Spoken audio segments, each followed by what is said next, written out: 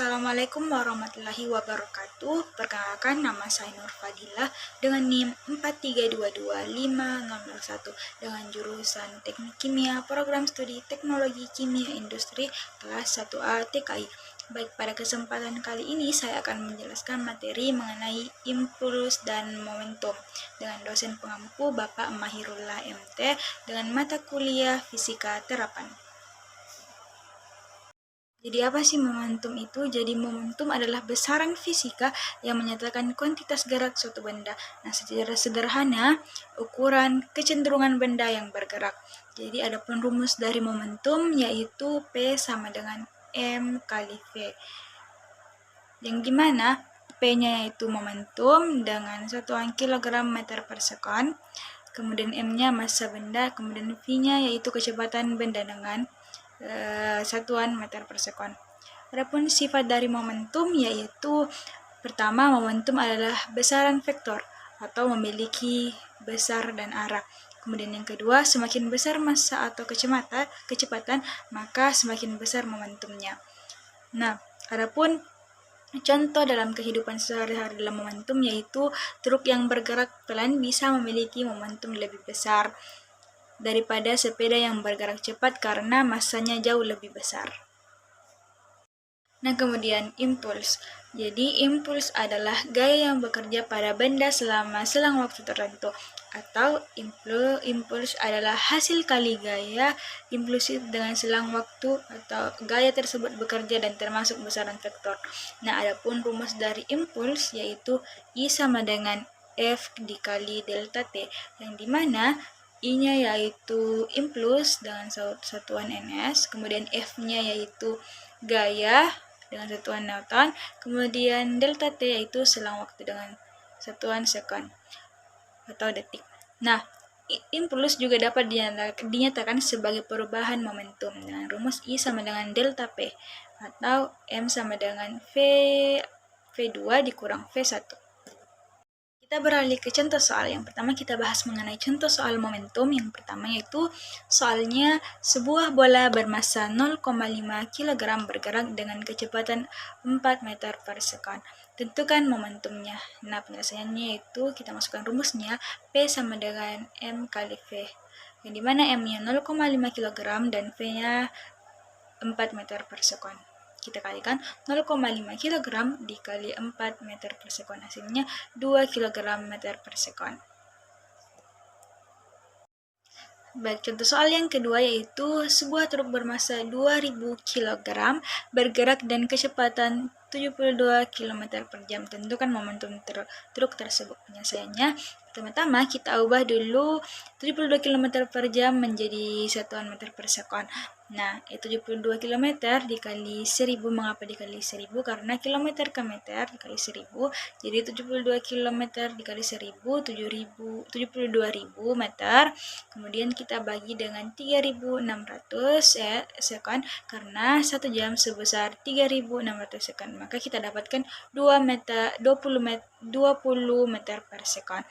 Kemudian kita masukkan rumusnya yaitu P sama dengan M dikali V, di mana tadi M-nya yang itu massanya sebesar 2000 kg, kemudian dikali 20 meter per sekon, kemudian kita dapatkan hasil akhirnya yaitu 40.000 kg meter per sekon. Kemudian contoh soal impuls. Jadi soalnya yaitu sebuah benda dikenai gaya 50 Newton selama 0,2 detik. Hitung impulsnya. Jadi penyelesaiannya itu kita masukkan rumusnya I sama dengan F dikali delta T, yang dimana F-nya yaitu 50 Newton dikali 0,2 detik. Kita dapatkan hasil akhirnya yaitu 10 ns. Beralih ke pembahasan mengenai impuls pada gaya berubah-ubah. Adapun rumusnya yaitu rumus umumnya impuls sama dengan integral gaya sebagai fungsi waktu terhadap waktu dari T1 sampai T2, yang dimana impuls luas area di bawah kurva gaya phase waktu. Contoh soal mengenai impuls pada gaya berubah-ubah, soalnya yaitu gaya yang bekerja pada benda diberikan oleh fungsi Ft sama dengan 3T pangkat 2 ditambah 2T dalam nauton. Dari T sama dengan 0 sampai T sama dengan 4 sekon. Massa benda 0,5 kg dan awalnya diam. Hitung A. Impuls yang bekerja, B. Kecepatan akhir benda. Nah, penyelesaiannya yaitu kita kerjakan bagian A terlebih dahulu, yaitu impulsnya I sama dengan integral T1 0, T2 yaitu 4, dikali 3T pangkat 2 ditambah 2T dikali DT. Maksudnya kita dapatkan hasil akhirnya yaitu 64 ditambah 16 dikurang 0. Kita dapatkan yaitu 80 ns. Kemudian bagian yang kedua, kecepatan akhir benda I sama dengan M dikali VT dikurang V0. Impulsnya yaitu kita ketahui 80, kemudian massanya 0,5, Ft-nya dikurang F0-nya, kecepatan awalnya karena dia dalam keadaan diam maka dikurang 0. Kita dapatkan Ft sama dengan 160 meter per sekon. Jadi impuls pada soal tersebut yaitu 80 ns, kemudian kecepatan akhirnya yaitu 160 meter per sekon. Jadi, hubungan momentum dan impuls yang bekerja pada suatu benda sama dengan perubahan momentumnya. Artinya, pertama, jika impuls besar, perubahan momentumnya besar. Nah, yang kedua, jika waktu tumbukan diperbesar, gaya tumbukan bisa diperkecil. Nah, kita beralih ke hubungan momentum dan impuls berdasarkan hukum Newton 2. Nah, terbagi menjadi 4 bagian, yaitu yang pertama, hukum Newton 2 dalam bentuk asli. Hukum Newton 2 biasanya dinyatakan sebagai dengan rumus F sama dengan M kali A, yang dimana F yaitu gaya total dengan satuan N, kemudian M yaitu massa dengan satuan kilogram, kemudian A yaitu percepatan dengan satuan meter per sekon kuadrat. Kemudian yang kedua yaitu percepatan sebagai perubahan kecepatan. Percepatan adalah perubahan kecepatan per satuan waktu, yang dimana A sama dengan delta V per delta T. Kemudian sama dengan Ft dikurang F0 per delta T.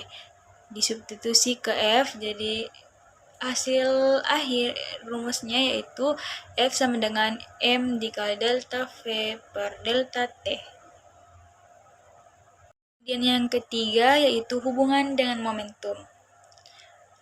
Adapun rumusnya tadi momentum yaitu P sama dengan M dikali V. Jadi perubahan momentum dapat disimbolkan dengan delta P sama dengan M dikali delta V. Jika massanya konstan, jadi kita dapatkan rumusnya F sama dengan M dikali delta V per delta T.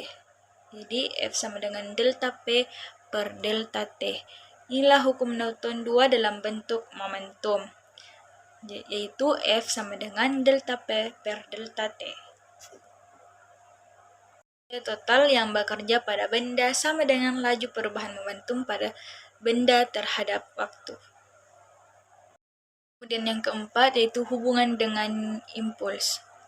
Dari F sama dengan delta P per delta T, jika dikalikan kedua sisi dengan delta T, maka F dikali delta P sama dengan delta P. Sisi kiri F dikali delta T sama dengan impuls, sisi kanan delta P yaitu perubahan momentum. Maka rumus akhirnya yaitu I sama dengan delta P. Teorema impuls momentum, impuls yang bekerja pada benda sama dengan perubahan momentum benda tersebut. Beralih ke contoh soalnya. Itu soalnya sebuah bola 0,5 kg bergerak dan kecepatan 10 meter per sekon ke kanan. Setelah dipukul, kecepatannya berubah menjadi 6 meter per sekon ke kiri. Jika waktu kontak pemukul dengan bola adalah 0,02 sekon, hitung A. Perubahan momentum bola, B. Impuls pada bola, C. Gaya rata-rata yang bekerja pada bola. Baik, penyelesaiannya itu adapun yang diketahui M sama dengan 0,5 kg, F0-nya yaitu sama dengan 10 meter per sekon, dan Ft-nya sama dengan 6 meter per sekon. Delta T yaitu 0,02 sekon. Nah, di sini arah ke 6 kita tanda dengan positif, jadi kita tandakan F0-nya yaitu U plus 10 meter per sekon, dan Ft-nya itu minus 6 meter per sekon. Kenapa minus? Karena dia ke kiri. Baik, yang pertama yaitu perubahan, kita selesaikan perubahan momentumnya. Kita masukkan rumusnya, delta P sama dengan M dikali F2 dikurang F1.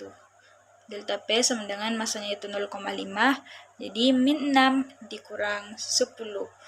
Kita dapatkan hasil akhirnya delta P sama dengan minus 8 kg meter per sekon. Kemudian yang bagian B, impuls pada bola. Kita ketahui impuls pada bolanya I sama dengan delta P, yang dimana I sama dengan minus 8 ns. Kemudian yang ke bagian C, gaya rata-rata. Jadi kita masuk rumusnya dari F sama dengan delta P per delta T, yang mana delta P-nya itu minus 8, kemudian delta T-nya 0,02. Kita dapatkan hasil akhirnya minus 400 N. Selanjutnya kita bahas mengenai hukum kekekalan momentum. Jadi hukum kekekalan momentum menyatakan bahwa dalam sistem tertutup atau tidak ada gaya luar, jumlah momentum sebelum peristiwa sama dengan jumlah momentum sesudah peristiwa. Adapun rumus umumnya yaitu sigma P awal sama dengan sigma P akhir. Jadi untuk dua benda rumusnya itu M1 dikali F1 ditambah M2 dikali F2 sama dengan M1 dikali F1 aksen ditambah M2 dikali F2 aksen. Nah, untuk hukum kekekalan momentum ini syaratnya berlaku jika tidak ada, yang pertama jika tidak ada gaya luar yang bekerja, kemudian yang kedua sistem bersifat tertutup, kemudian yang ketiga gaya yang bekerja hanya gaya dalam aksi reaksi.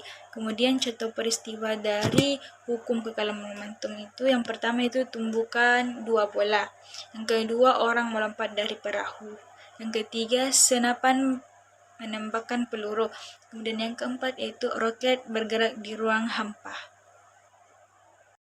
Jadi contoh soal mengenai hukum kekekalan momentum yaitu soalnya dua buah benda A dan B bergerak pada satu lintasan lurus yang sama. Benda bermassa 4 kg bergerak ke kanan dengan kecepatan 6 meter per sekon. Sedangkan benda B bermassa 7 kg bergerak ke kiri dengan kecepatan 3 meter per sekon. Kedua benda kemudian bertumbukan. Setelah tumbukan, benda B bergerak ke kanan dengan kecepatan 4 meter per sekon. Jika selama tumbukan tidak ada gaya luar yang bekerja, tentukan kecepatan benda setelah tumbukan. Nah, di sini pada soal diketahui M1 sama dengan 4 kg, kemudian M2 sama dengan 7 kg, F1 sama dengan 6 meter per sekon, kemudian F2 sama dengan minus 3 meter per sekon, kemudian F2 aksennya 4 meter per sekon. F2-nya itu yaitu tumbukannya, setelah tumbukannya. Penyelesaiannya yaitu kita masukkan rumusnya M1 dikali V1 ditambah M2 dikali V2 sama dengan M1 dikali V1 aksen ditambah M2 dikali V2 aksen. Jadi yang ditanyakan di sini yaitu F1 aksennya. Jadi kita masukkan 4 dikali 6 ditambah 7 dikali min 3 sama dengan 4 dikali F1 aksen ditambah 7 dikali 4. Nah, kita dapatkan hasil akhirnya yaitu minus 6,25 meter per sekon. Di mana E sama dengan kecepatan 2 setelah dikurangi kecepatan 1 setelah dibagi kecepatan 1 sebelum dikurangi kecepatan 2 sebelum. Nah, adapun contoh soalnya yaitu dua benda A dan B bergerak saling mendekat pada satu lintasan lurus. Kecepatan benda A sebelum tumbukan F1 sama dengan 10 meter per sekon ke kanan dan kecepatan benda B sebelum tumbukan F2 sama dengan 4 meter per sekon ke kiri. Setelah tumbukan, benda A bergerak dengan kecepatan f1 aksen sama dengan 2 meter per sekon ke kiri dan benda bergerak dengan kecepatan f2 aksen sama dengan 6 meter per sekon ke kanan. Tentukan koefisien restitusi tumbukan. Jadi penyesuaiannya yaitu yang kita ketahui pada soal f1 sama dengan 10 meter per sekon, f2 minus 4 meter per sekon. Kenapa minus? Karena dia ke kiri. Kemudian f1 aksennya yaitu minus 2 meter per sekon. Kenapa dia minus? Karena sama dia ke kiri. Kemudian f2 aksennya yaitu 6 meter per sekon. Rumus koefisien restitusinya kita masukkan. E sama dengan f2 aksen kurang f1 aksen dibagi f1 dikurang f2. Kita masukkan angkanya, yaitu E sama dengan 6 kurang minus 2 dibagi 10 dikurang minus 4. Kita dapatkan E sama dengan 8 per 14. Kita dapatkan hasil akhirnya yaitu E sama dengan 4 per 7. Jadi koefisien restitusi tumbukan adalah E sama dengan 4 per 7. Karena 0 lebih kecil dari E lebih kecil dari 1, maka tumbukan tersebut adalah tumbukan lenting sebagian. Mungkin itu saja yang bisa saya sampaikan. Lebih dan kurangnya mohon dimaafkan. Kebaikan datang dari Allah Subhanahu wa Ta'ala, kesalahan datang dari diri saya sebagai manusia biasa yang tidak luput dari lupa, salah, dan dosa.